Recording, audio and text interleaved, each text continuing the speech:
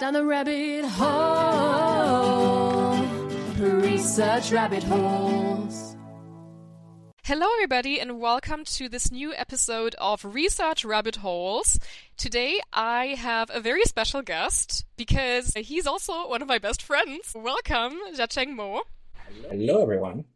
So, Jiacheng, you are a PhD candidate at the English department of Heidelberg University.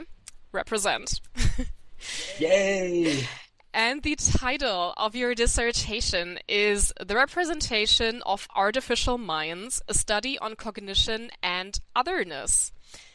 This sounds extremely interesting, and it would be great if you could explain to our listeners in a couple of sentences what your research is about. Yeah, sure. So basically my research is in the field of narratology studies. Basically, it is about how stories are told, what stories are, how stories are told in fiction, in fictional narratives mainly, but also sometimes it also focuses on real world events. And so the main subject of my dissertation will be on science fiction novels, particularly those novels that feature artificial beings, like man-made robots or androids, so on and so forth, what you would see in Philip K. Dick's novels, for example, and also more contemporary novels like Machines Like Me and People Like You, so on and so forth. I would really love to investigate how these characters' consciousness, how their minds are portrayed in the novels. And well, of course, you can see that sometimes in those novels, these robots and androids are marginalized in the human society, and I also like to know why and whether or not their stories, although they're fictional, can be of some, let's say, inspiration to what's going on in the real world societies. Okay, so when we talk about how the robots and androids' thoughts are represented, do we talk, for example, about stream of consciousness writing, and are they usually the narrators in these stories? Yes, that's a really good question because I think stream of consciousness, I recently started to read Virginia Woolf's novels, and I find it really difficult to read them, but they're really fascinating for me. Absolutely, no doubt about that. But stream of consciousness is not really commonly seen in science fiction, Really? so to speak. Yeah. So you don't really have robots. You don't really have like a chapter, for example, that devotes entirely to the thinking or the flow of thought of these androids, but rather you have them as narrators. To answer your other question, sometimes you have them as narrators. For example, we have a novel titled Set My Heart to Five. So it is about a robot who, of course, knows that he is a robot, but tries to be a creative robot. So he wanted to write a script for a movie, and to prove the value of his creativity to the humans. And you can see in that novel, the story is narrated by this robot, by this android. But no, it's not about stream of consciousness. All right. I was just wondering, when these robots are the narrators, do they also have feelings? And then something I just had to think of is the movie Wall-E, because I saw that when it came out in cinema, and I was so moved by that. And looking back, I'm like, wow, this is a robot, so technically he's not supposed to like have any human feelings, right? But I was so empathetic towards him. And did you ever encounter something similar when you read these novels? Yeah, absolutely. So I think a very big difference between Wall-E and the novels that I am writing about is Wall-E doesn't really have a really human-like body, Right. if I'm not mistaken. But in the novels, the bots or androids or robots, no matter what they're called, they tend to have a very similar appearance with normal human beings. So you can't really tell them apart from just one look. There's even one story, I think it's written by Kazuo Ishiguro, where a mother went to a shop to buy an android that resembles her daughter because her daughter is critically ill and expected to die in the near future. And so that's a really touching story for me as well because Kazuo Ishiguro is really good at writing out the emotions and the memories of those characters. I really like that And author too. yeah, it's a Nobel Prize winning author, Hmm. so exactly. So empathy is definitely something that you can get from reading the novels. And to raise another example, if you look at Philip K. Dick's novel, Do Androids Dream of Electric Sheep? That's such a cool title. Yeah, it's a really long title, but it's really famous. And it's actually the novel which the movie is based on. The Blade Runner. Right, yeah. Yeah, Oh, exactly. So cool. basically, so a couple of robots is hunted by professional bounty hunters in a sort of post-apocalyptic world and society. And that is something that you cannot directly relate to, of course, but the things that happen in the world, there's definitely parts of it that can move you and can excite that empathy, not towards human beings, but rather towards the robots. And that's something that I find really interesting as well. Hmm. Now, you mentioned that in one of the novels, one of the characters buys a humanoid robot for their home, and I feel like this is something really futuristic, and we're not really quite there yet. I mean, people buy cleaning robots, but they're not really like humans at all. Yeah, yeah. So I wondered, are the novels you're analyzing all set in the future? Well, not exactly. The example that I just raised, where the mother went to buy the robot, it's not exactly her um, design function, the robot's design function, so to speak. So in this story world, the robots are not specifically designed to replace anybody. I think they are rather designed to like serve households, to do housework, or serve as companies to children, those relatively normal functions, so to speak. But this mother was really desperate, and she has this really special case where her daughter is dying of critical illness, and it's not clear whether it is set in the future, but I would say it is set in the future because obviously we don't have that sort of technology right now. Yeah. And also, there's another story, Machines Like Me and People Like You. It is not exactly set in the future, but it is set in a dystopian or utopian present, or even the past, so to speak, because in the story world, what's he called? So, it's the name of that scientist who invented the famous test, Turing, Alan Right, Turing. yeah. Yeah, Alan Turing in this story was still alive. He was Oh, not persecuted by the government, and he survived.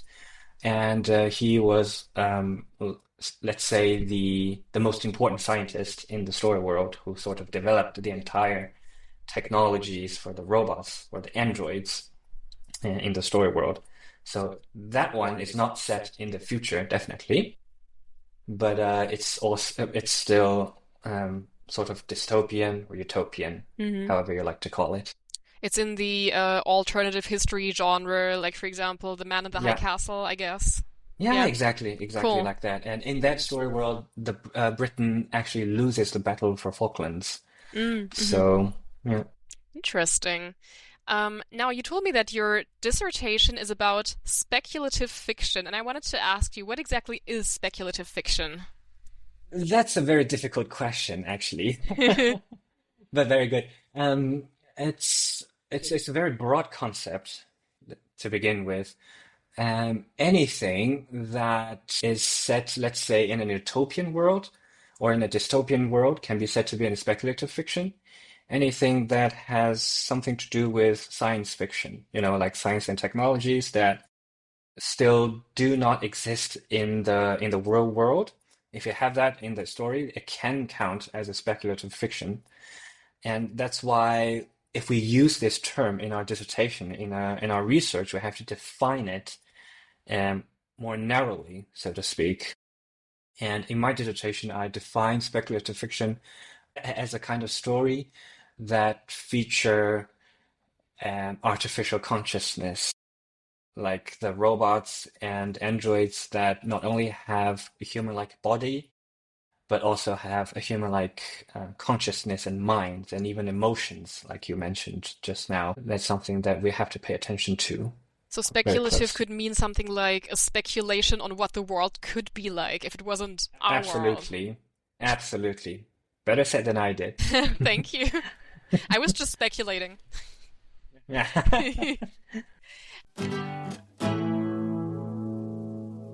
Now, the artificial minds that you do your research on, is it just robots? Because I know that, for example, you also love Frankenstein, right? And Frankenstein's monster is Yeah. not a robot. So Hmm. is that also No, part of it's your not. corpus?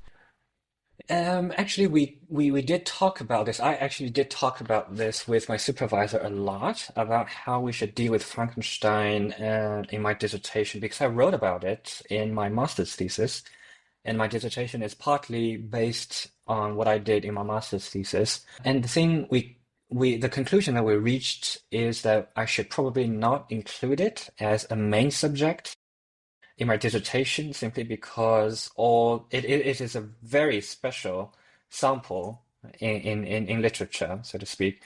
It is likely to be the first well-known, the first classic artificial mind in history of literature, absolutely. But if you read Frankenstein more carefully, if you read the secondary materials about this novel, you'd probably notice it is not exactly about technology and scientific advancement, so to speak. I think many scholars in literature interpret the novel as a sort of anxiety, a result of the author's anxiety because she had two children already when she was really young, and this Frankenstein, the monster, is sort of interpreted as like a child, Really? sort of. Yeah, yeah, like a monstrous child that she had in her nightmare, in a nightmare scenario, so to speak. Yeah. So it is not exactly directly related to what I want to do in my dissertation. So it is probably a good idea to mention it, given its prestigious status in the history of literature, but it is more sensible not to deep into it. I see. And for your dissertation, do you only look at actual books or also at other media like films or plays, for example? I would really love to add other media, to be honest, because there are so many movies and video games that tell wonderful stories about robots, about how they struggle with their own identity, about how they rebel against the human society that oppresses them, so on and so forth. But sadly, we're still in literary studies, which means it is more sensible to focus on literary materials like novels. So for side projects, I would really love to do that. But for my dissertation, which is the single most important thing I had to do, like in the next 2 or 3 years, I still have to stick to the classic media.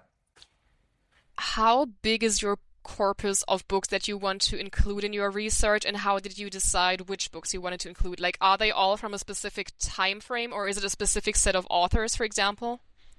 No, it's not like that. Basically, I got several recommendations from my supervisor when I was writing my master's Oh, that's thesis nice. already. Cool. Yeah, that's really nice. And also, she encouraged me to, of course, to discover suitable materials on my own. So basically, I didn't really follow a principle, like I have to focus on this author, that author, or I have to focus on a specific timeline or time period. I didn't really add that limitation to my selection. But right now I have about 4 or 5 novels in mind. That's actually a lot, to be honest, because my classmates, well, other doctoral students under the same supervisor don't really have that many. I think they have 3 to 4 at most.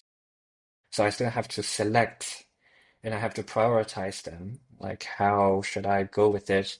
And if I should take 2 or 3 of them as my main subject and the others as facilitating arguments, or it's the other way around. Yeah. It's still under construction. I get the Yeah. struggle because you know that in my thesis I focus on films, and right now I also have 5 that I want to include, but I'm also, I don't know, I kind of am considering either cutting one and then maybe adding another one. I mean, it's always a work in progress, I feel. Yeah, I get it because to go back to the question about the medium, I once told my classmates that I want to do a short comparison between the novel and the movie, the Blade Runner movie and the Philip K. Dick's novel, and basically none of them is supportive about that because that really complicates things to a whole different level. Because I think one of those students raised a very fair point. In the movie, the artificial animals didn't play a very big role at all. I don't think any of them actually appeared in the movie. But in the novel, the artificial sheep is really important to the mental capacity, to the objectives, to the reasoning behind the protagonist's actions, why he wants to hunt it down. One of the most important reasons why he wanted to hunt down the androids was to get enough money to buy himself a real sheep Oh, instead of electric that's one. kind of cute. Yeah.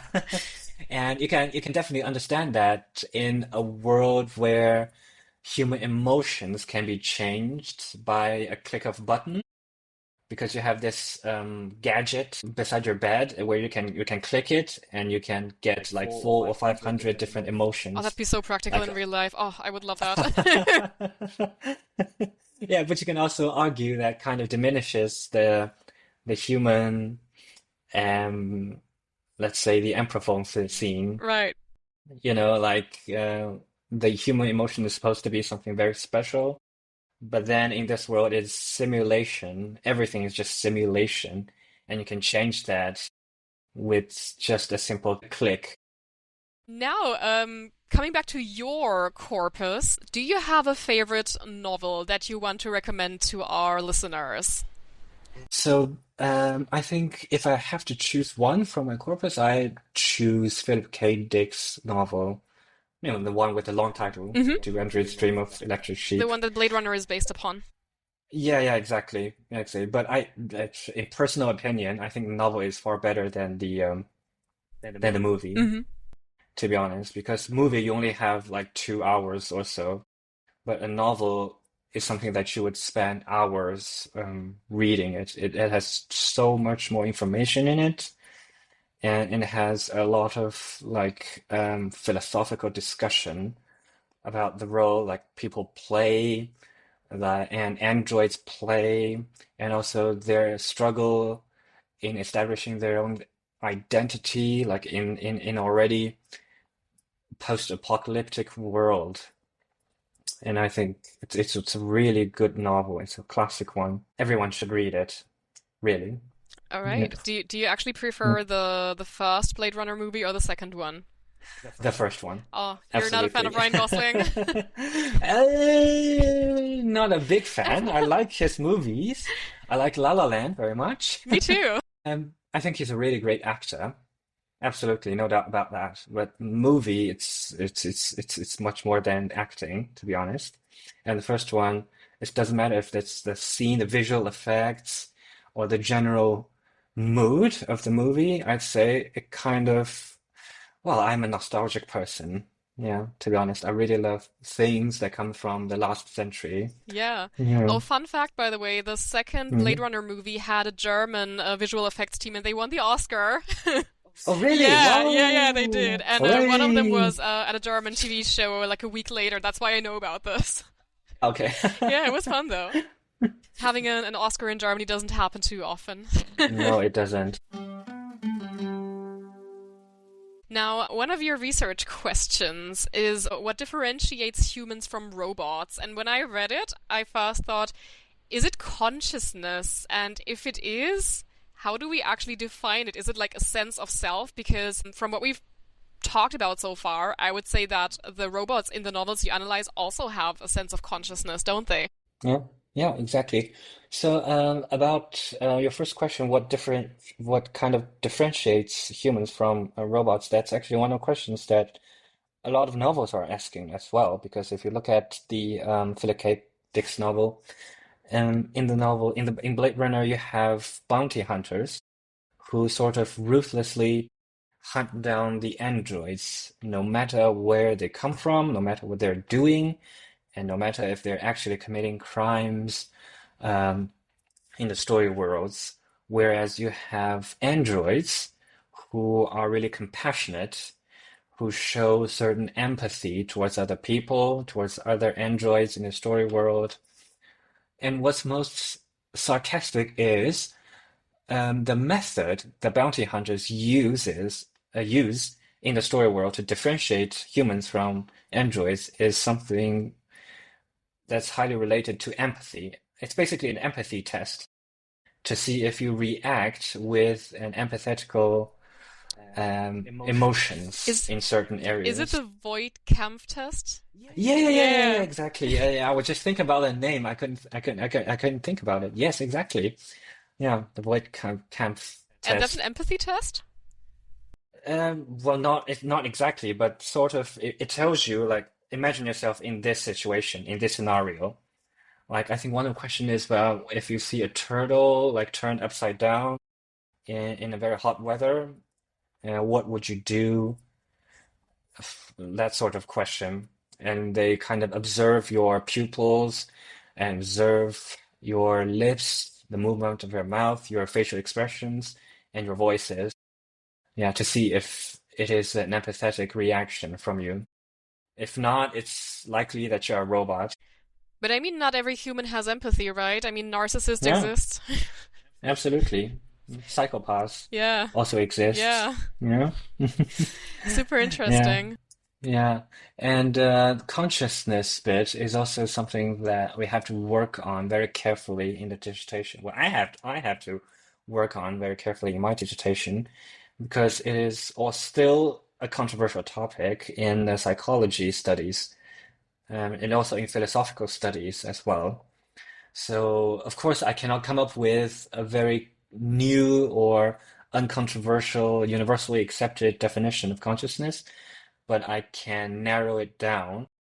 I have to define it beforehand so that everything falls into the category when I try to analyze consciousness, the artificial consciousness in my novels. Yeah. Yeah, relating to that, one of the articles you shared with me as a preparation for this Hmm. interview talked Hmm. about the 4E cognitive Mm. science. So it's four words that start with an E to define human consciousness, right? Yeah. And they're embodied, embedded, extended, and enacted. Could Yeah. you maybe briefly explain what this is about?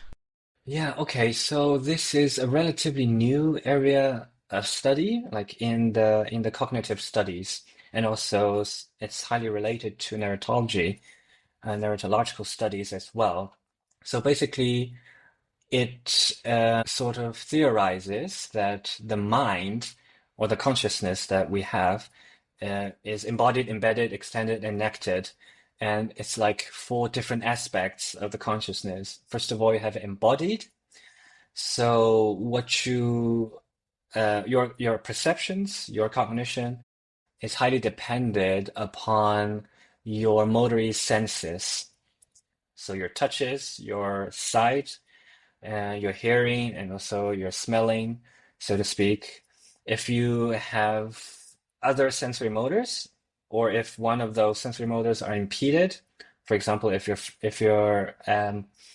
sight is if you're blind, yeah, if you cannot smell anything, then your perception of your world will change accordingly. So that's one thing. And also your mind is also embedded in the physical surroundings that you live in, right? So if some sort of conscious entities exist in outer world, in outer space, on another planet, their ways of thinking would be very different from ours because they are in a different environment. They grow up in a different environment and they have to deal with different physical reality from us. So, yeah, so that's one thing. That's the second thing. And the third thing, extended and enacted are sometimes closely related to each other. Basically, it supposes that your perception of the world is also, um, well, let's put it this way.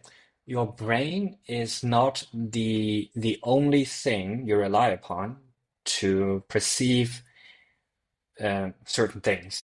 Right. For example, if you're a bartender and you want to mix up a very good cocktail, what do you do? So you don't really, you also depend on the arrangement of the glasses.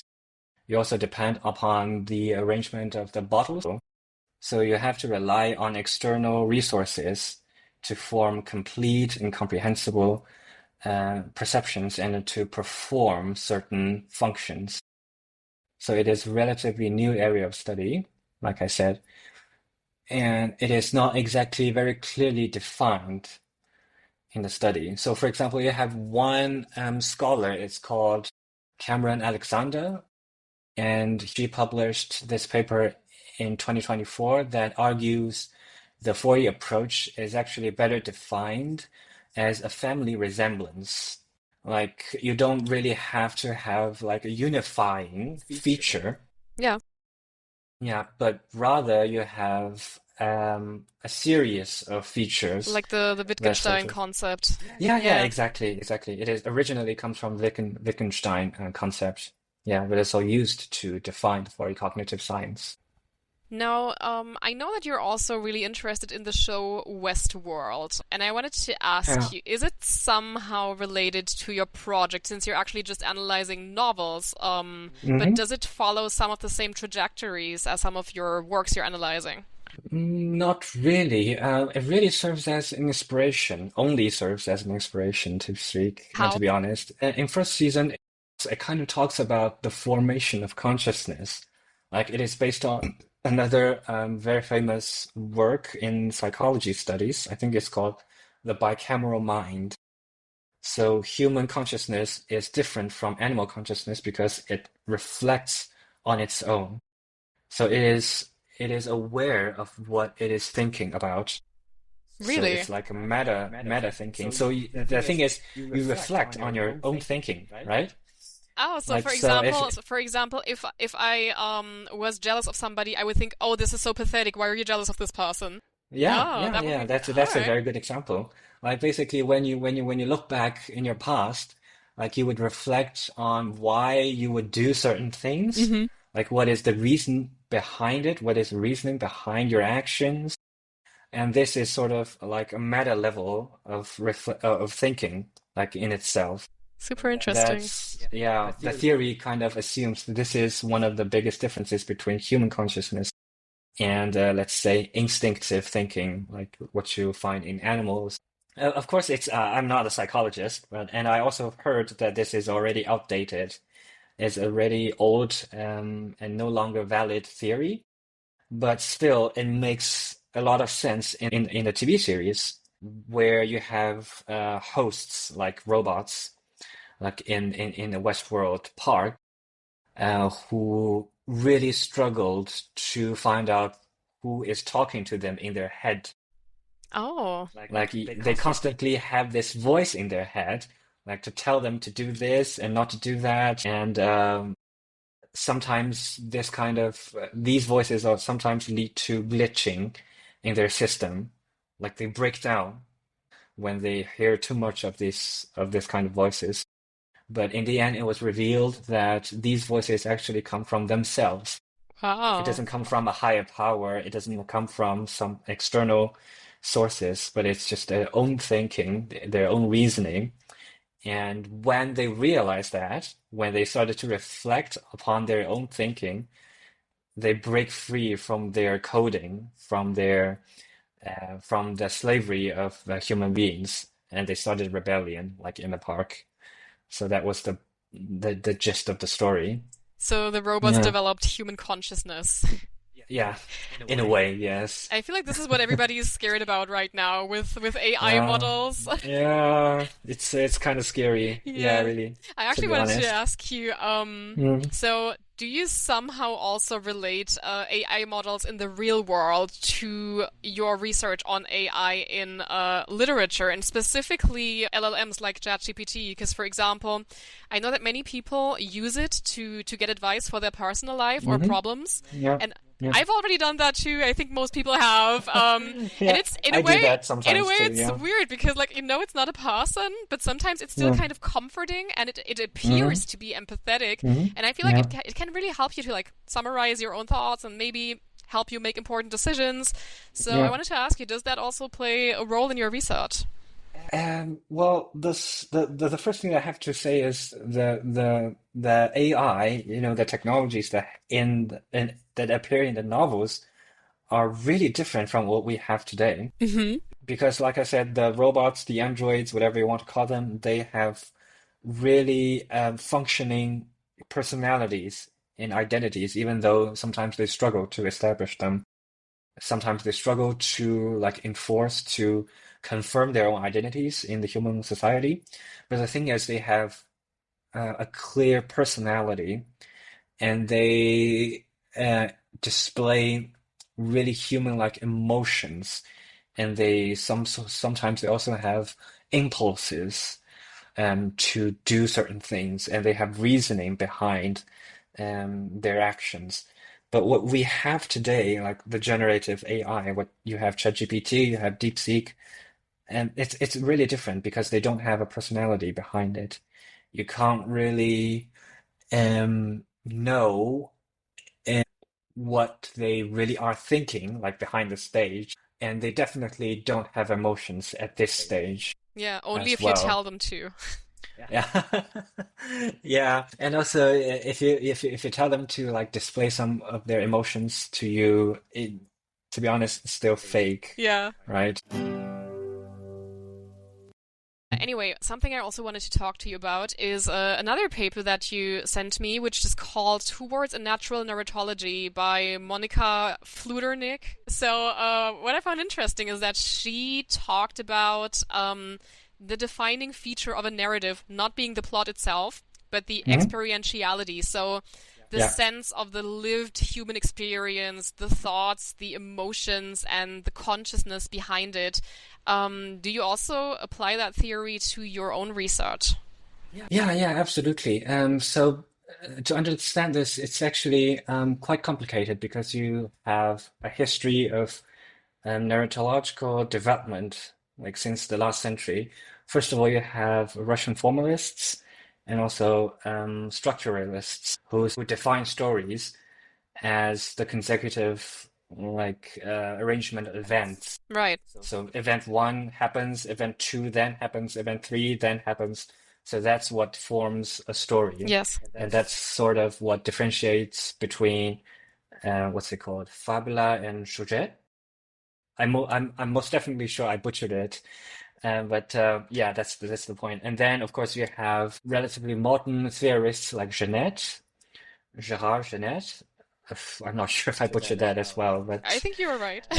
okay, good. And you have Stanzel, who argued that mediation is actually the feature that separates narratives from non-narrative stories. And then you come to Fludenik, who argues, of course, you have mediation, you have the arrangements of events as key features of narratives, but the key feature, the defining feature of narratives, is actually the human experience. Like without it, it does not qualify as a narrative, in her opinion. Yeah. When I read this, I kind of had to Hmm. think of another interview I did a while ago for my other Hmm. podcast, War Pop. And I did this interview with Deborah de Jong, who wrote her dissertation about soldier memoirs and kind Hmm. of why they all follow roughly the same structure and why so many of them are so similar down to little details. And she also said that they follow specific narrative models and that we as human beings need narratives and narrative models to just make sense of our lives. And I wanted to ask you, does that also go in the same direction as your research? Yeah, definitely, because that's also one of the arguments, one of the key findings of my supervisor. Oh, really? That's so cool. Really, yeah, yeah. So she wrote a book about the narrative ways of world making, Uh-huh. where she argues that narratives or storytelling is like one of the fundamental ways for human beings to make sense of ourselves and make sense of our worlds. So that's narrative way of world making. Yeah. It's going to be interesting to see if robots also need narratives to make sense of the world. Well, in the stories, they definitely do, because you have robots that tell their own stories from the beginning of their birth to the end. And also you have robots, the one that I mentioned a while ago, who sort of breaks away from his routine job, which is a dentist, and went on to write movie scripts, like to attend classes and to submit his script to professionals for review, which sadly got rejected. Well, actually got pirated in the end. Like someone actually stole his creation, like and didn't pay for it. That's so I think. sad. Yeah, that is kind of sad. Yes. Now, to sort of close this interview, I wanted to ask you something. I know PhD students hate that question, but I'm still going to ask it. Once you finish your PhD at some point in the future, Yeah. do you already know whether there are other topics that you might want to pursue, that you might want to do research in? Well, I hope that day comes sooner than later.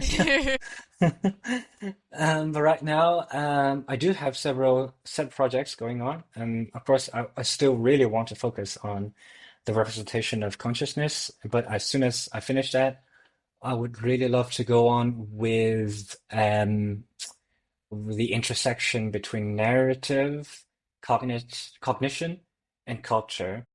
I find cultural study also very interesting, in my Yeah, opinion. represent. Yeah.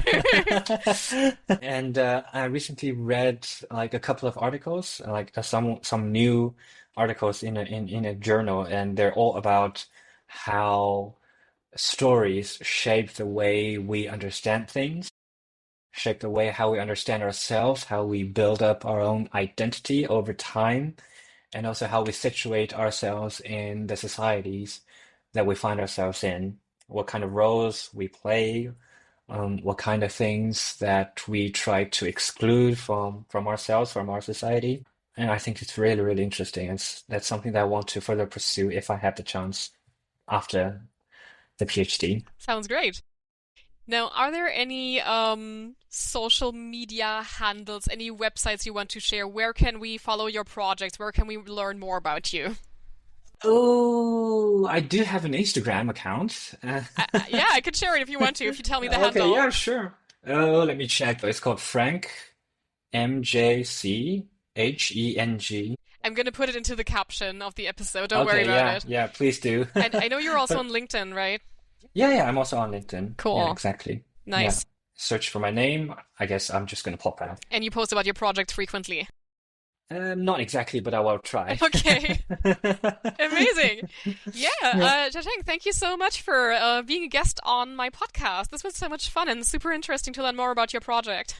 Thank you for hosting. Yeah. Awesome. And then thank you everybody for listening, and I'll see you in the next one. Bye-bye. Down the rabbit hole, research rabbit holes.